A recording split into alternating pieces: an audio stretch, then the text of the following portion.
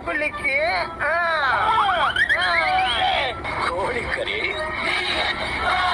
நீ மது விற்கிற, நான் குடிக்கிறேன். நீ விற்கிறதுனால தான் நான் குடிக்கிறேன். நான் குடிக்கிறதுனால தான் நீ விற்கிற. குக்கு வித்து கோமாளியில் பாதியில் வெளியேற்றப்பட்ட பிஜ்லி ரமேஷ். ரஜினி சொன்ன வார்த்தையால் மனமாற்றம். நடிகர் பிஜ்லி ரமேஷ் உடல்நிலை குறைவினால் காலமாகி இருக்கிறார். இந்த நிலையில் அவருடைய மறைவுக்கு ரசிகர்களும் சின்னத்திரை பிரபலங்களும் தங்களுடைய இரங்கல்களை தெரிவித்து வருகிறார்கள். அதே நேரத்தில் பிஜ்லி ரமேஷின் பழைய பேட்டிகளும் தற்போது இணையத்தில் அதிகமாக பகிரப்பட்டு வருகிறது.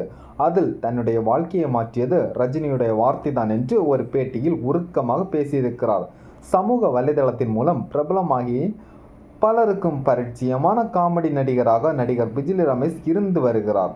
நடிகர் ரஜினிகாந்தின் பாபா சிம்பலை காட்டியே இவர் பிரபலமாக மாறியிருந்தார்.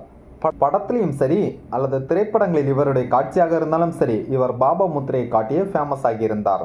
அதே நேரத்தில் விஜய் டிவியில் ஒளிபரப்பாகி வரும் குக்கு வித்து கோமாளி நிகழ்ச்சியில் முதல் சீசனில் போட்டியாளராக கலந்து கொண்டார். ஆனால் அந்த நிகழ்ச்சியில் பாதியிலேயே அவர் வெளியேற்றப்பட்டார் என்பது குறிப்பிடத்தக்கது. அப்போது அவர் நிகழ்ச்சிக்கு குடித்துவிட்டு வந்ததாகவும் அதனால் தான் அவர் நிகழ்ச்சியில் இருந்து வெளியேற்றப்பட்டதாகவும் கூறப்பட்டது. அதே நேரத்தில் பிஜ்லி ரமேஷ் காத்துவாக்கில் 2 காதல், கோலமாவு கோகிலா, நட்பே துணை, ஜாம்பி உட்பட பல படங்களை நடித்திருந்தார். குக்கு வித்து கோமாளி நிகழ்ச்சிக்கு பிறகு சின்ன திரையில் அதிகமாக தலை காட்டாமல் இருந்த நிலையில் பிஜ்லி ரமேஷுக்கு வாய்ப்புகள் குறைந்தது. ஆரம்பத்தில் சினிமாக்களில் பிஸியாக நடித்து கொண்டிருந்தாலும் வாய்ப்புகள் குறைந்த பிறகு இவர் அதிகமாகவே வெளியே தெரியாமல் இருந்தார். அந்த நேரத்தில் பிஜ்லி ரமேஷ் கோடிக்கணக்கில் சம்பாதித்து செட்டில் ஆகிவிட்டார். அதனால் தான் இப்போது அதிகமாக திரைப்படங்களில் நடிக்கவில்லை என்று வதந்திகள் பரவி வந்தது. அந்த நேரத்தில் அவர் ஒரு பேட்டியில் நான் இதுவரைக்கும் வாங்கிய அதிகபட்ச சம்பளமே 20,000 தான் என்று கூறியிருந்தார்.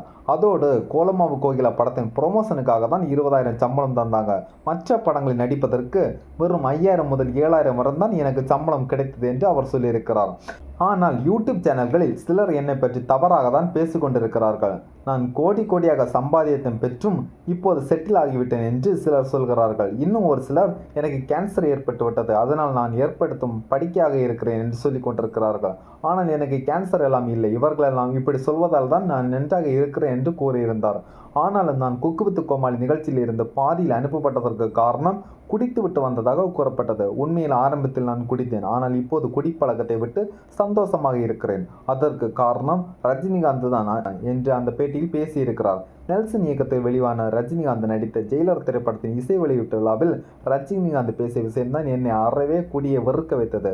ரஜினிகாந்த் சொன்னதால் தான் நான் முழுமையாக குடியை விட்டு விட்டேன், இப்போது நிம்மதியாக இருக்கிறேன் என்று அந்த பேட்டியில் பிஜ்லி ரமேஷ் பேசியிருந்தார். ஆனால் அளவுக்கு அதிகமாக ஆரம்பத்தில் மதி கொடுத்ததன் விளைவாகவோ என்னவோ பிஜ்லி ரமேஷுக்கு கல்லீரல் செயல்பாடு குறைந்து விட்டதாகவும் உடல்நிலை மோசமாக இருப்பதாகவும் சில வாரங்களுக்கு முன்பு பிஜ்லி ரமேஷ் மற்றும் அவருடைய மனைவி குழந்தைகள் எல்லோரும் கண்ணீரோடு ஒரு வீடியோவில் பேசியிருந்தனர்.